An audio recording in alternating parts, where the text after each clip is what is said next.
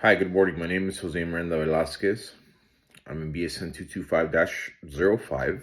I was in BSN 225-21 last semester. Um, I am doing the alternate DFC assignment today. I'm using my phone to record and my computer to answer the questions. This is the alternate DFC final reflection interview questions. I'm taking 225 again. I failed the HESI last semester. So here I am. For my DFC itself, I was in Denver, Colorado, first week of December, December 1st through the 5th. The type of facility that I completed my DFC rotation at was a skilled nursing facility.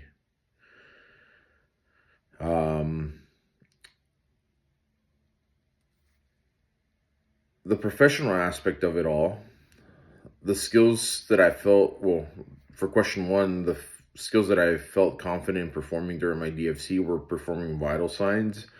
I have some experience in EMS, so I know how to perform, manual blood pressures and stuff. So I feel comfortable performing, you know, blood pressures, getting vitals, assisting.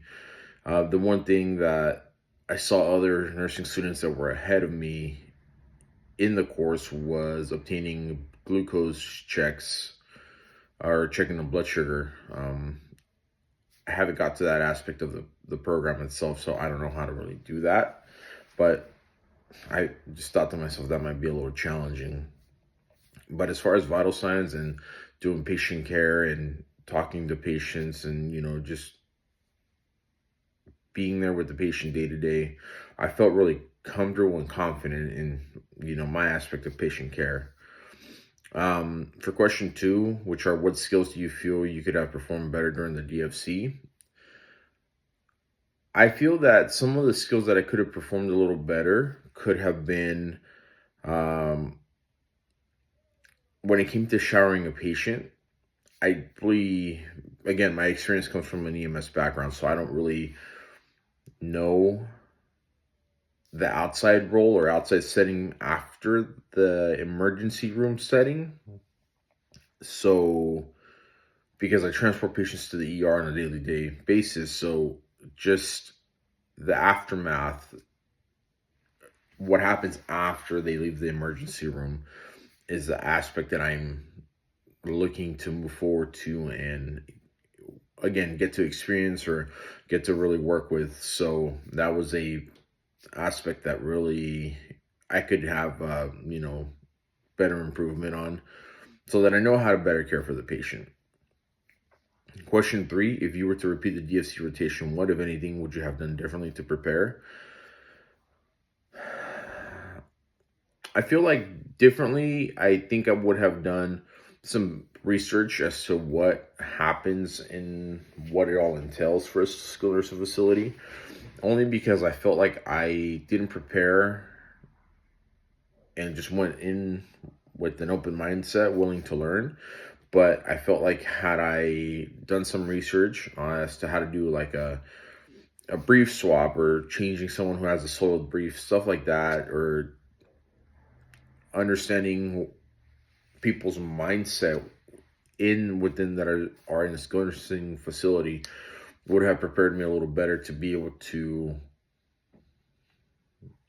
do my day-to-day rotation essentially, so that I can talk to people a little bit more, so that I can understand where they're coming from. I went in without knowing a single thing and didn't really get to see all sorts of aspects of the patient care. Saw most of it, but what I'm talking about is seeing how people react, seeing how people's feelings are. There were people there that were there for months. There were people there that lived there. So just seeing their mentality, their mental state, and just try to prepare for that and try to help be helpful and be a helping hand, I feel like I could have improved a little bit better. Not saying that I wasn't as helpful as I could be, but you know, I want to be able to help a little bit more. Question 4, discuss how participating in the DFC has increased my clinical nursing skills. I feel like it allowed me to see a different aspect again. Again, I feel like me working in a 911 ambulance, I only see a certain aspect or portion, but allowing me to participate in the DFC, it allowed for me to see what happens outside of the hospital setting, what happens after. All right, we had a patient who woke up from a surgery without legs that had double bilateral amputation, and it takes a while for them to get used to it, and it takes a while for them to get acclimated and to acclimate to a different life after.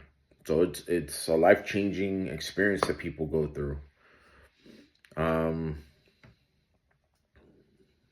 For the challenging situations in a clinical setting, describe a patient care challenge. Describe a patient care challenge you or someone else faced during the DFC. Something challenging that I experienced and other students experienced as well is there was a patient who, if I remember correctly, was close to 700 pounds during the time that we were there. Some background information was when he first arrived, the patient weighed about close to 300 pounds, and this particular individual had been living in this facility for about 9 years now. His mother and him were both patients at one point, and then his mother passed away at the same facility.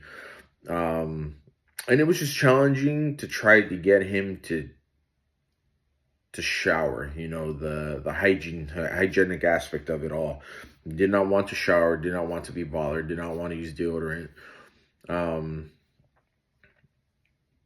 Didn't want to do certain things, and it was just challenging to try and go in and help him and help change him and do things because he wanted things done a certain kind of way and wanted to help but then didn't want to help. So we, at least from my aspect and with the nurse that when we worked with him, we tried to give him whatever he wanted as far as the brief changing in as far as the hygienic aspect of it all, but he refused to shower either way. Question 2, what were the underlying causes of the challenge? I think it was just him, his mental state, did not want to shower, did not want to be bothered, wanted to talk to nobody. The only people that he wanted to really interact with was the kitchen staff that would give him additional food or give him extra things whenever he was hungry. So, yeah. How was the challenge resolved? I don't think the challenge was resolved. I think the challenge was kind of taken into a certain path in a certain way to where it was a path of least resistance. Yeah, there was a challenge. There was something we want to overcome, but because we couldn't, we took an alternative route, an alternative method so that both parties ended up in a compromise and we're both happy. What could have been improved to prevent similar patient care challenges from happening in the future? I don't know if talking to the patients, trying to get them to understand. I don't know if it just depends with each patient and it depends on the challenges. If I were to come across another patient with a similar issue, or they don't want to shower, they don't want to do anything hygienic and want certain things done,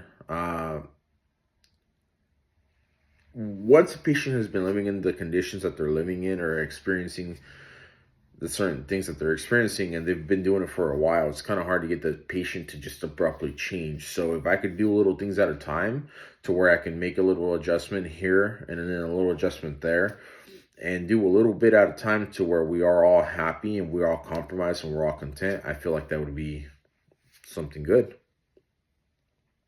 And that can be a step towards the right direction, whichever way it is that we go. Question 5, overall, how did this challenge impact your confidence related to handling challenges in clinical setting? This challenge impacted my confidence in a matter or an aspect to where I understood what was happening. I understood what was going on. Um, did not really know how to make the situation better, but it gave me that confidence that the nurse provided me with, and it gave me that confidence in myself to know, hey, a little at a time, one little step in the right direction, we can compromise, but it's just a step to where we could hopefully in the future take one big leap into the direction we want the patient care to go. Um, let's see, on the professional and personal growth, how valuable was the DFC experience in helping you improve your clinical skills? It was very valuable.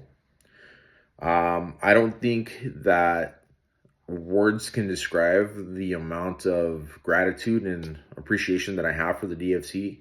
And just to experience getting the opportunity to go and see firsthand a role to where it's not in the hospital setting, it's not in an emergency room setting, it's the aftermath of what happens once people or patients are discharged from the hospital.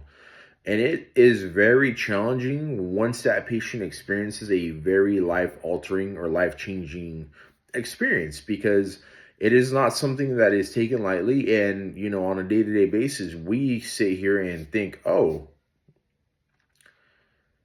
we're living our, usual life, working our 9 to 5. Nothing like this could ever happen to us. And the truth of the reality is it can happen to anybody.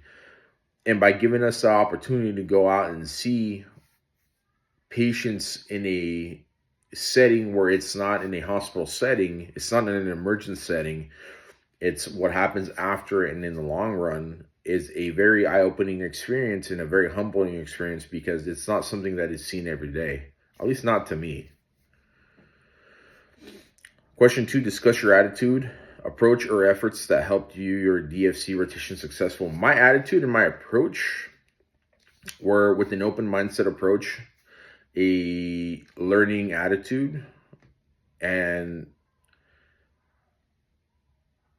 I say that because there's more than one way to skin a deer. There's more than one way to do a certain thing. And I don't know how to do everything, but I'm not going to show up and pretend that I do, because I don't.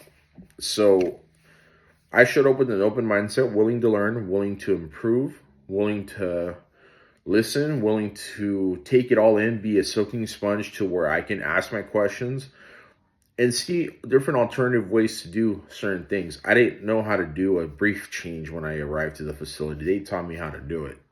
And it was an experience that every student should have an opportunity to go through. And I am, again, very grateful and appreciative that I got that experience. Question 3, what guidance would you give another learner on how to prepare for and complete a DFC rotation? Guidance, and more than anything, just advice, is the background stuff before you even end up going to the rotation, before you go to the site. It's just the traveling, the spending time away from family, the how to prepare for what airport to arrive. When I live in Sacramento, California. When I arrived at Denver, it was a very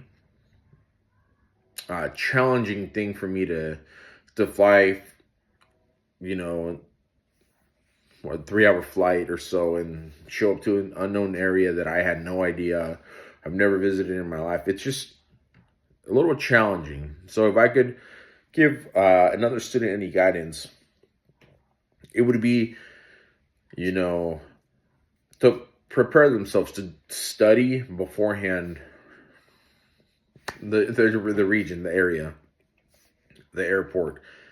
Do a little bit of homework on the city that you're going to, so that you're not essentially, quote unquote, stuck without being prepared somewhere, and you're able to overcome anything that's thrown your way. Now, as far as the clinical side, the rotation, I would say to show up with an open mindset, show up willing to learn, show up willing to take notes. It's an experience that cannot be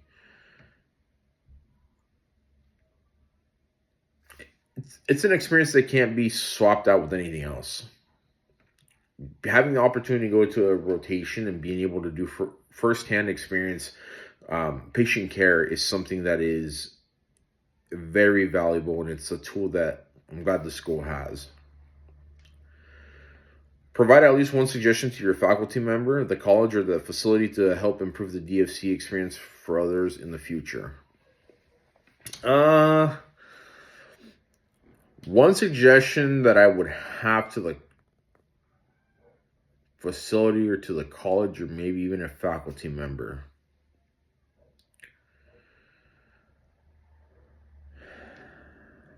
I would say to the college, one suggestion is at least let the facility that we're going to let them know that we're coming. Um, I don't know if that information was discussed prior, but we showed up to the facility and it seemed like they didn't know we were coming. They didn't have any idea that we were showing up. And it was very tricky the first day to try and get settled in and try to get our kind of our day going. And we had to end up invading the break room that the nursing staff were using, and they didn't look very happy to have us sitting and taking up all of their little break room. I would just say that one friendly suggestion would be to let the facility know that we were coming, or just the communication aspect. Let everybody know, hey, so and so's arriving on this day. Be prepared, they're coming, so that not so that you know mutual parties are not confused and we are all on the same page that hey, we're showing up. Because the students, my class that we showed up with, we all knew we were going. We all knew where we were at. The instructor knew that we were coming. The school knew we were coming, but it felt like the facility did not, because we showed up in the usual spot, I guess, where the instructor sets up, was not prepared. Overall, though, I had a really great experience. I had a really great time. Um, Again, it's something that cannot be traded. It cannot be uh, that experience cannot be purchased, or like, it's invaluable. You don't see something like that every day, and you don't get always have that opportunity to do firsthand patient care. And when you do, it's an eye-opening experience. It's a humbling experience, because it is something that you get to see, and you get, for a moment there, you get to go to a facility for a week long, and you get to experience things that are outside of the hospital setting, and it's outside of an emergency setting, and you get to see how people cope on their day-to-day basis after life-changing or life-altering moments. And again, it's invaluable. It's I am very humbled and very appreciative of the opportunity that I got. Thank you so much.